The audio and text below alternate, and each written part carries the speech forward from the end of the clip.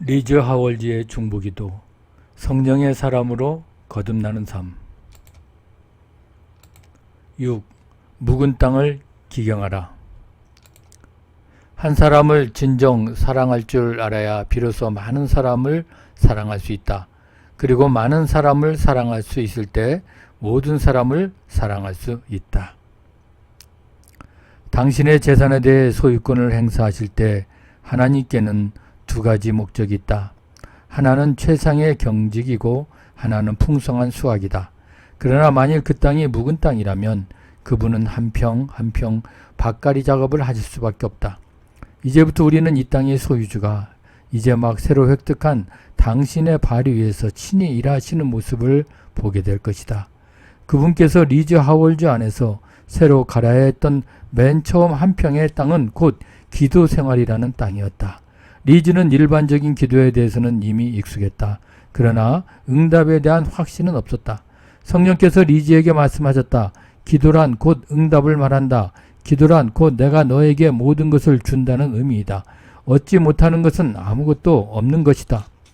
그분은 또한 힘있는 기도는 하나님의 인도를 받는 기도라는 사실을 가르쳐 주시면서 앞으로는 어떤 기도를 하더라도 기분 내키는 대로 혹은 생각나는 대로 하지 말고 오직 성령께서 주시는 기도로 기도하라고 말씀하셨다. 또 하나 앞으로는 기도할 때에 하나님께서 충분히 응답을 보내달라고 기도해서는 절대로 안 된다는 것이었다. 거기에는 돈 문제도 해당된다. 만약 돈을 위해서 기도했다면 이제 리즈는 자기 돈을 내놓아야 했다. 성령께서는 그 점을 아주 분명히 보여주셨다. 그가 이런 의미를 알고 난 뒤에 성령께서는 그에게 윌 배터리를 위해 기도하라고 말씀하셨다. 그는 몇 년 전 뇌막염을 앓고 나서 몸이 아주 사약해진 상태였는데 날마다 술에 빠져 지냈다. 술집에 다니다 아무 데서나 잠을 잤고 좀째 씻을 줄을 몰랐다. 양말도 신지 않고 신발끈이 풀어진 채로 돌아다녔다. 대부흥은 이 구역도 훑고 지나가 수백 명의 사람들이 회심했다. 그러나 이 사람에게 와서 복음을 전한 사람은 아무도 없었다. 리즈는 이 사람이 제정신으로 돌아와 구원을 받게 되도록 쉬지 않고 기도해야 했다. 또 말과 혀로만이 아니라 행함과 진실함으로 사랑해야만 했다. 리즈는 이렇게 말했다. 내 생각으로 했다면 절대 그 사람을 사랑하지 못했을 것이다. 그러나 성령께서 내 안에 들어오실 때 그리스도의 사랑도 함께 가지고 들어오셨다. 나는 그 사람을 위해서 내 목숨도 내어줄 수 있을 것 같았다. 전에는 알지 못했던 사람이 내 안에서 흘러나왔다. 리즈는 그와 친구가 되었고 주일이면 하루 종일 그와 함께 보냈다. 리즈는 교회에서 신자들과 함께 있는 것보다 이 한 사람을 얻기 위해 애쓰는 일이 훨씬 큰 기쁨이었다고 말했다. 심지어 그와 함께 마을길을 걷기도 했다. 그러다 사람들이 이상한 눈길로 쳐다보면 짐짓 당황하기도 했지만 그는 그 일에 대해 주님께서 나를 강권하셨다고 말했다. 성탄절이 되기 10일 전쯤에 성령은 리즈에게 무슨 선물을 받고 싶으냐고 물으셨다. 리즈는 서슴없이 선택할 수 있었다. 그것은 웰 배터리가 복을 받는 것이었다. 그러나 바로 그날 배터리가 사라지는 일이 발생했다. 리즈는 말했다. 나는 꼬박 열흘 동안을 마치 자식을 찾는 어머니처럼 그를 찾아다녔다. 하나님의 뜻이 어디 있는지 전혀 알 수 없었다. 하지만 그분은 내가 당신을 의뢰하기를 원하셨다. 그러고 나서 며칠이 지난 성탄 이브에 배터리가 불쑥 리즈를 찾아왔다. 나는 이제 발자국 소리만 들어도 그인지 알아챌 수 있었다. 아, 그날의 그 감격. 성령께서 잃어버린 영혼을 그렇게까지 사랑하시는 줄 전에는 미처 몰랐다. 그분이 나를 통해 한 영혼을 사랑하시는 것을 보고서야 비로소 그것을 깨달았다. 그날 밤은 얼마나 놀라운 밤이었던가. 다음날 성령께서 내 안에 들어오신 뒤 첫 번째 맞는 성탄절을 아침 10시부터 저녁 6시까지 주석공장 안에서 이 젊은이와 함께 보내는 기쁨을 누렸다. 어머니는 둘이 함께 먹으라고 바구니에 저녁을 담아주셨다. 그러나 나는 너무 기뻐서 먹는 것도 잊어버렸다. 배터리는 드디어 때가 되었다. 저녁 4시쯤에 그는 나에게 내가 나가는 오두막집 모임에 함께 나가도 되느냐고 물었다. 그와 나란히 걸어서 그 모임에 가던 순간의 기쁨이 얼마나 컸던가. 같이 가자고 내가 먼저 얘기한 적은 한 번도 없었다. 그가 당황할까봐 두려웠기 때문이다. 그러나 뱃더리의 구원은 몇 주나 몇 달 새에 쉽게 이루어지지 않았다. 그의 변화는 한 단계씩 서서히 이루어졌다. 이제 그는 하숙집을 얻고 광산의 일자리도 구하여 스스로 일하면서 살 수 있게 되었다. 그러나 아직 문제는 있었다. 한 번은 그의 하숙집 주인이 화가 잔뜩 나서는 리즈를 다급하게 불렀다. 웰 뱃더리가 광부복을 입고 장화를 신은 채로 그냥 잠자리에 든다는 것이었다. 리즈는 비용은 자기가 다 치를 터이니 어서 그 침대포를 세탁소에 맡기라고 말했다. 그러나 얼마 안 있어 뱃더리는 아주 말끔히 차려입고 예배에 참석했고 놀란 성도들은 놀라 입을 다물 줄 몰랐다. 그 최후의 승리는 꼬박 3년 만의 일이었다. 그가 하월주의 설득을 받아들여 자신의 어머니가 사시는 집으로 돌아가게 되었던 것이다. 그의 어머니는 회심한 사람으로 아들을 위하여 수년 동안 기도해왔다. 리즈는 이렇게 말했다. 이렇게 하여 나는 밑바닥에서부터 시작하여 한 사람을 사랑하게 되었다. 한 사람을 진정 사랑할 줄 알아야 비로소 많은 사람을 사랑할 수 있다. 그리고 많은 사람을 사랑할 수 있을 때 모든 사람을 사랑할 수 있다. 주는 것이 받는 것보다 복되다. 성령께서 리즈를 통하여 하신 두 번째 놀라운 기도는 짐 스테익스라는 사람을 위한 기도였다. 이 일을 통해 리즈는 후히 내어주는 것에 대해 배웠다. 이제 나이 돈이 새 주인의 소관에 들어가게 되었다면 옛 주인은 새 주인이 얼마를 내어주든지 아무런 군소리도 없어야 한다. 나이 새 주인은 본래부터 옛 주인보다 훨씬 관대한 분이시다. 옛 주인은 너무나 오랜 시간을 애굽에서 살았고 그 후에 강야에서 율법 아래 살았다. 준다는 것에 대해서는 기껏해야 11조밖에 모른다. 이제 새 주인은 내가 후히 내어주기를 원하신다. 그분은 우선 내가 진실로 그분께 주권을 드렸는지 시험하신다. 그것이 증명이 되면 앞으로 주께서 더 큰 양을 요구하시더라도 아무 갈등이 없게 될 것이다. 짐 스테익스의 본명은 제임스 토마스로 참 못돼 먹은 사람이었다. 사람들은 그를 두고 이렇게들 말했다. 짐 스테익스가 못하는 일은 마귀도 못할 것이다. 그는 둘째가라면 서러워할 술고래였다. 이런 그가 대부분 기간 중에 마음이 움직여 구원을 얻기 위해 기도회에 나왔을 때 주위에는 커다란 파문이 일었다. 그에게는 아이들이 줄줄이 있었는데 오랜 주벽 때문에 살림은 찢어지게 가난한 상태였다. 리즈 하월즈는 이 사람을 한 번밖에 만나지 못했지만 이름만큼은 익히 들어 잘 알고 있었다. 하루는 아침에 기도를 하고 있는데 너무나 뜻밖에도 이 사람이 리즈 앞에 서 있는 것이 아닌가? 그때 일을 리즈는 이렇게 말했다. 나는 한 영혼을 두고 영계에서 벌어지는 그토록 격렬한 전투를 본 적이 없었다. 꼬박 1시간 동안을 나는 성령께서 나를 통해서 기도하실 수 있도록 나를 그분께 내어드렸다. 나는 마귀가 그 사람을 공격하고 있는 것을 보았다. 만약 마귀가 이 사람을 다시 빼앗아 간다면 그것이야말로 마귀가 대부흥의 역사에 역공을 취해올 수 있는 최고의 기회가 아닐까 싶었다. 나는 이것이 한 영혼을 사이에 두고 벌어지는 하나님과 마귀 사이의 전투라는 것을 알게 되었다. 나는 주님께 말씀드렸다. 그가 주님 안에만 있을 수 있다면 무슨 일이라도 기꺼이 하겠노라고. 바로 그날 밤 짐 스테이스가 리즈를 찾아왔다. 자신을 어떻게 찾아오게 되었는지 짐이 하는 말을 듣고 리즈는 무척 놀랐다. 그날 아침에 탄광에서 일을 하고 있는데 10시에 리즈 하월즈가 자기 앞에 와 서 있었으며 주님께서 그 자기더러 리즈를 찾아가 만나보라고 말씀하셨다는 것이다. 그것은 짐 스테익스가 리즈 앞에 와서 서 있었던, 그리고 리즈의 마음에 기도의 부담이 생겨났던 바로 그 시간이었다. 리즈는 그에게 물었다. 무슨 어려운 일이 있습니까? 그에게는 과연 어려운 일이 있었다. 방세가 2년치나 밀려 있었던 것이다. 그날 아침 관리인이 찾아와 가구에 딱지를 붙이고 갔다. 곧 차압하러 온다는 것이었다. 2년치 방세라면 엄청난 돈이었다. 하월즈는 잠깐 머뭇거리다가 이렇게 말했다. 제가 1년치를 내드리겠습니다. 그리고 제 친구 하나가 있는데 아마 나머지는 그 친구가 내줄 것입니다. 리즈는 돈을 가지러 2층으로 올라갔다. 그러나 채 다 올라가기도 전에 성령께서는 리즈에게 이렇게 말씀하셨다. 너는 오늘 아침에 나에게 이 사람을 구원할 수만 있다면 모든 것을 내놓겠다라고 말하지 않았느냐? 그래, 놓고서는 왜 반만 주려는 것이냐? 예수께서는 너희 빚을 다 탕감해 주시고 너를 자유케 하시지 않았느냐?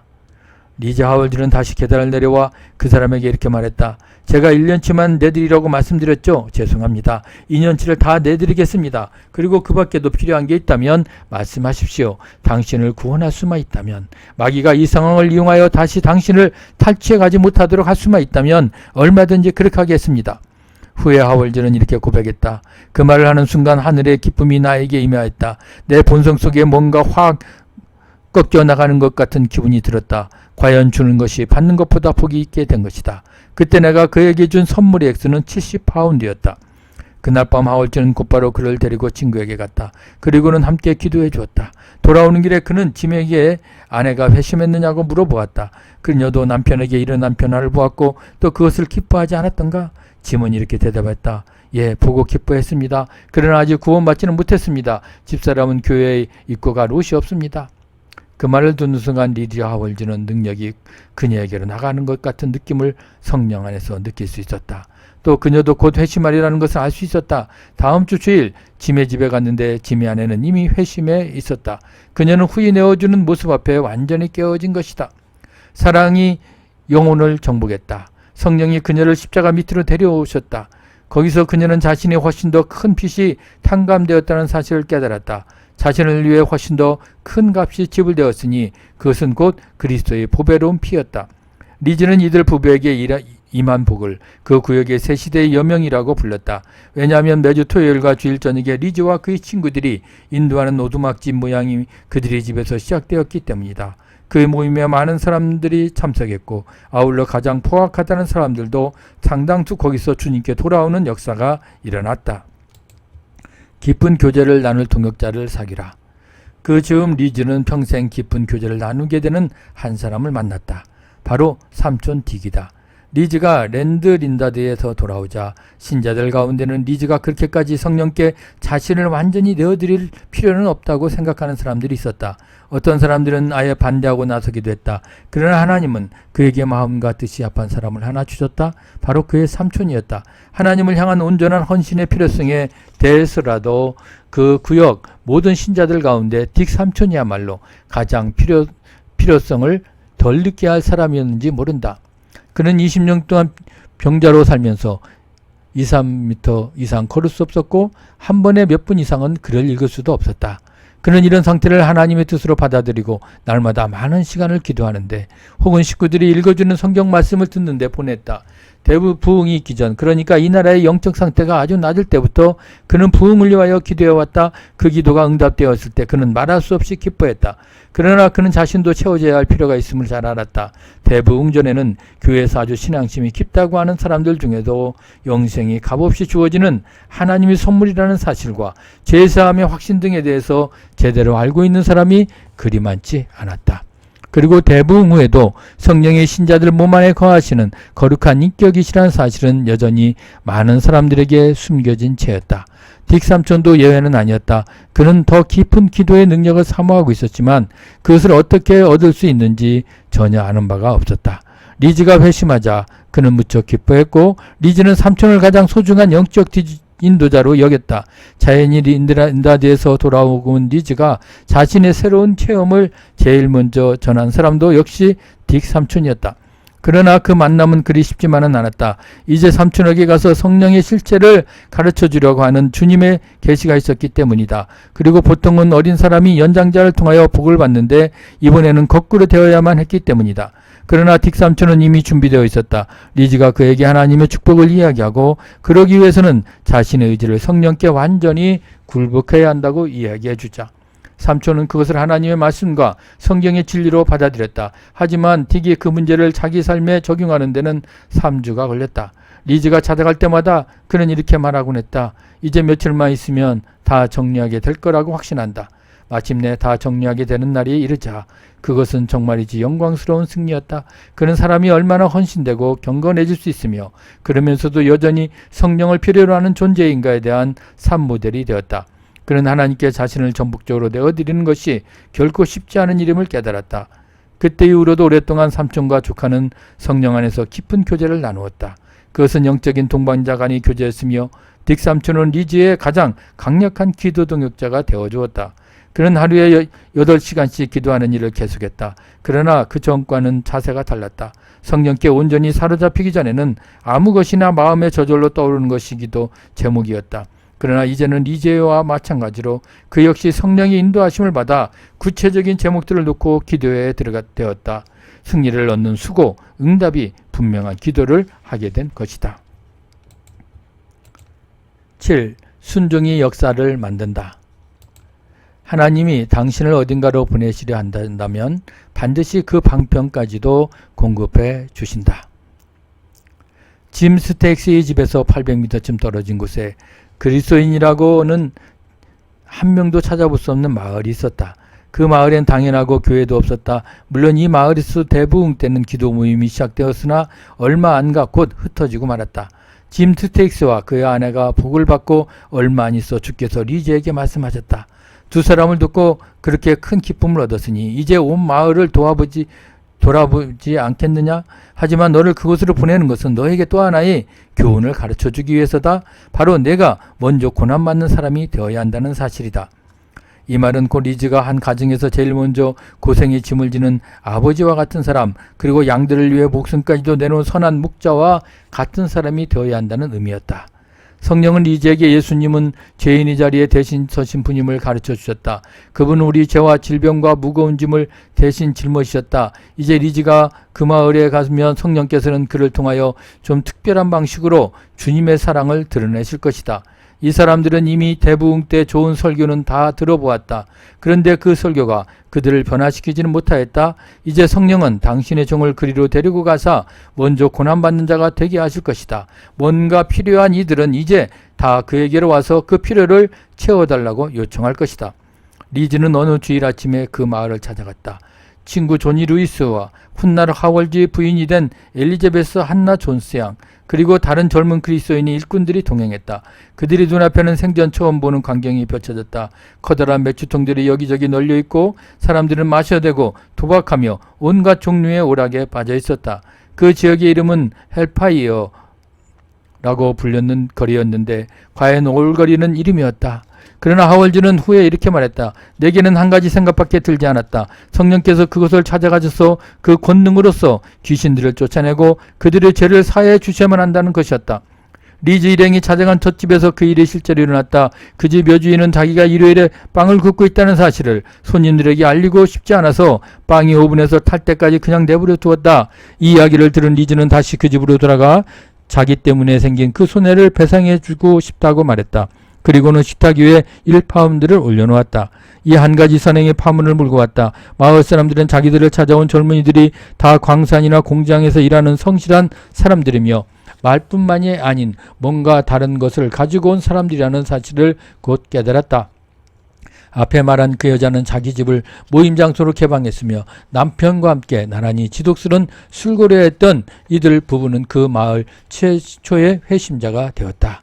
성령은 리즈에게 그 사람들 앞에서 성경 말씀과 똑같은 삶을 살아야 한다라고 분명히 말씀하셨다. 그들이 입는 옷이 리즈가 입는 옷과는 달랐기 때문에 리즈는 자기만 눈에 띄는 사람이 되지 않기 위하여 좀 더 평범한 옷으로 갈아입었다. 또 미국에서 올 때 금시계를 여러 개 가져와 형제들에게 하나씩 나누어주고 자기도 하나 차고 다녔는데 이제 그것도 더 이상 차지 않기로 했다. 주님은 그에게 이렇게 말씀하셨다. 먼저 고난받는 자가 되려거든 이 사람들이 가질 수 없는 것은 너도 가지지 말아라. 그 마을 사람들 대부분이 궁핍하게 살았다. 성령은 리즈에게 내게 구하는 자에게 주라 하신 산상수훈의 말씀을 생각나게 하셨다. 그리고 이렇게 말씀하셨다. 궁핍한 이 마을 사람들은 누구나 다 내게 요구할 권리가 있다. 내 것은 모두 이 사람들을 위한 것이다. 그들 또한 내가 갖고 있는 것과 똑같은 권리를 가지고 있다. 그러던 어느 날 굉장히 큰 역사가 일어났다. 주께서 주정꾼들이 주 모자를 깨뜨리신 것이다. 하월즈는 오랫동안 이 사람을 위해서 기도하면서 그와 접촉할 수 있는 기회를 달라고 구해왔다. 이 사람은 하나님의 사랑이 다른 사람들을 향하여 나타나는 것은 많이 보았지만 정작 그 자신은 아직 체험해 보지 못하고 있었다. 드디어 기회가 왔다. 마을 외곽에서 문제가 터졌다. 이 사람도 연루되어 있었다. 문제는 법정으로까지 번질 만큼 큰 것이었다. 그때 주께서 리즈 하월즈에게 말씀하셨다. 이제 너희 때가 되었다. 가서 내가 이 사건을 맡아 처리해 주겠노라고 말하라. 그 길로 리즈는 그 사람을 집을 찾아갔다. 그리고는 다짜고짜 물었다. 이 사건이 법정에 가지 않고 해결할 수 있는 길이 있다면 당신은 그것을 받아들이겠습니까? 만약 상대방이 보상에 합의해 준다면 제가 그 보상금을 내드려도 좋겠습니까? 그는 말이 없었다. 리즈는 그 일을 회상하며 이렇게 말했다. 그 역시 다른 사람들과 하나도 다를 바 없었다. 다만 그의 마음은 단순한 말로는 움직일 수가 없었다. 그러나 하나님의 사람을 직접 보게 되자 그의 마음은 중심에서 완전히 부서져 버리고 말았다. 그는 자신이 죄 많은 사람임을 고백했고 모임에도 나오기 시작했다. 그는 그제야 자신이 사랑받는다는 사실을 느낄 수 있게 되었다. 오래 지나지 않아서 10명이 넘는 사람들이 회심했다. 그리고 주일학교와 소망의 모임을 포함한 여러 가지 정기 모임들이 시작되었다. 많은 사람들이 술을 끊고 주께로 돌아왔다. 이제 리즈 일행은 이들에게 온 시간을 다 바쳐야 할 만큼 일이 많아졌다. 일주일에 모임이 5번이나 있었으며 모임이 없는 날은 각 가정으로 신방을 다녔다. 성령이 역사하심이 마을 전체를 휩쓸었다. 리즈의 사역에는 굉장한 능력이 나타나서 사람들이 리즈 하월즈가 찾아가는 집에서는 반드시 회심자가 나온다고 말할 정도였다. 나의 궁합은 곧 하나님의 통함이다. 하월즈는 탄광에서 일해 주급을 받으며 생활했다.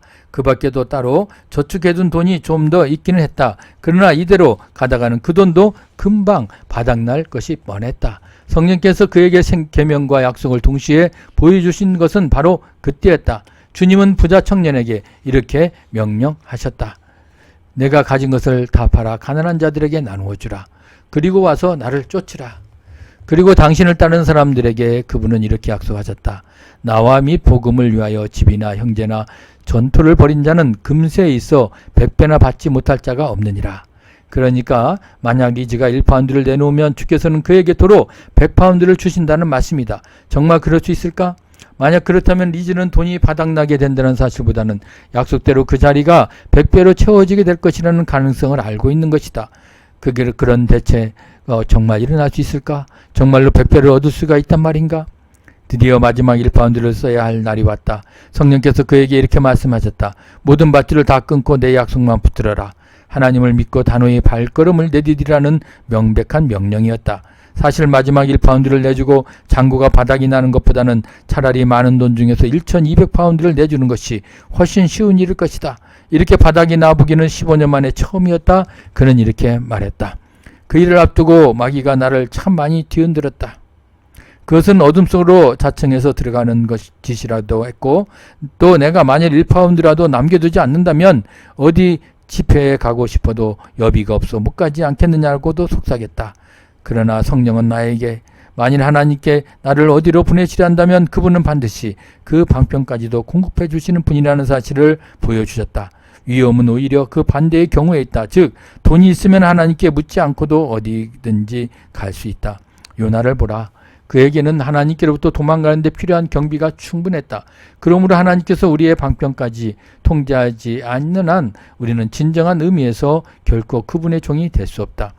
그리하여 리즈는 과감히 첫발을 내디뎠고 그것을 통하여 아주 귀중한 진리를 터득했다. 나의 궁함은 곧 하나님의 통함이라는 진리였다. 스스로 공급할 수 없는 것은 곧 하나님께 달라고 하면 된다는 사실을 그는 깊이 깨달았다. 전에 성령께서는 리즈에게 이 마을 사람들은 뭔가 필요한 게 있을 때 리즈에게 와서 돈을 달라고 할 권리가 있다고 말씀하신 적이 있는데 이제 그와 마찬가지로 리즈 또한 뭔가 필요한 게 있으면 하나님의 자원을 갖다 쓸 권리가 있음을 가르쳐 주셨다. 첫 주에 필요한 돈은 2파운드였다. 그는 기도를 통하여 주님께 자기에게 돈이 있다면 이렇게 주님에게 나오지 않을 것이라고 말씀드렸다. 나는 단순히 나한테 돈이 있을 때 내가 했을 그 일을 주께 해달라고 말씀드렸을 뿐이다.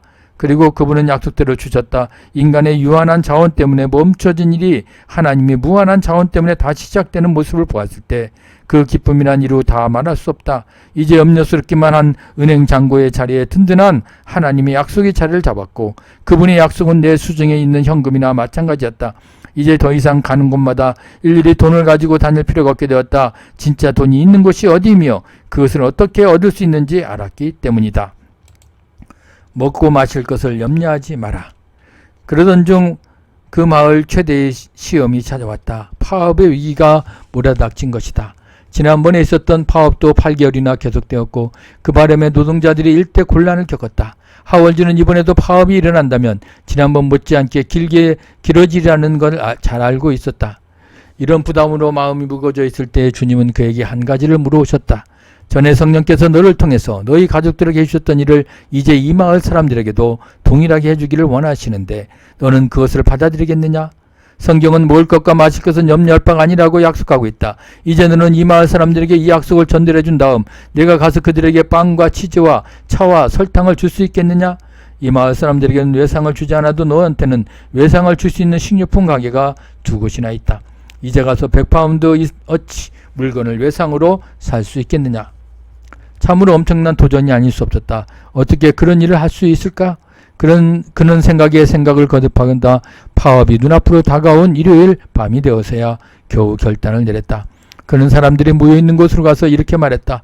이번 파업은 9개월이 갈는지 모릅니다. 하지만 여러분 가운데 단 한 사람도 하나님이 약속하신 것을 받지 못할 사람은 없습니다. 여러분은 조금도 염려하거나 두려워하지 마십시오. 그날 밤의 축복은 참으로 컸다. 아예 모임을 중단하고 밖으로 나가야 할 정도였다. 찬송 소리는 하늘까지 올라가는 듯 했고 천사들이 내려와 우리를 수종드는 것만 같았다. 이튿날 아침 리즈는 우연히 한 유명한 불가 지론을 만났다. 그는 처음에는 교회란 다 쓸데없는 것이라며 불평을 늘어놓더니 이어 이번 파업은 모두 탄광의 높은 사람들 탓이라며 그들을 욕했다. 리즈는 그에게 물었다. 그러면 이 어려움을 당한 사람들을 위해 당신은 무슨 일을 하실 작정입니까? 그러고는 주께서 전날 밤 이 사람들에게 해주셨던 그 약속을 들려주었다. 그 사람은 입을 다물었다. 전혀 반박할 여지가 없는 기독교의 모습을 보았던 것이다. 그가 그것을 채 깨닫기도 전에 신문 돌리는 아이가 신문을 가지고 나타났다. 파업이 잘 중지되었다는 소식이 실려 있었다. 리즈 하월즈는 3년 동안 매일 밤 이 마을을 찾았다. 하루 일과가 다 끝난 후 마을까지 3km가 넘는 길을 매번 걸어서 다녔다. 아무리 궂은 날씨도 리즈의 발걸음을 붙들어 놓지 못했다. 언젠가는 온몸이 비에 흠뻑 젖어 집에 돌아왔다. 황량한 벌판을 억수같이 내리는 비를 맞으며 걸어온 것이다. 그 모습을 본 그의 아버지가 이렇게 말했다. 나는 20파운드를 준다고 해도 이 밤길에 거기까지 걸어서 다녀오지는 않겠다. 그러자 리즈는 이렇게 대답했다. 저도 20파운드 때문이라면 그렇게 하지 않을 것입니다.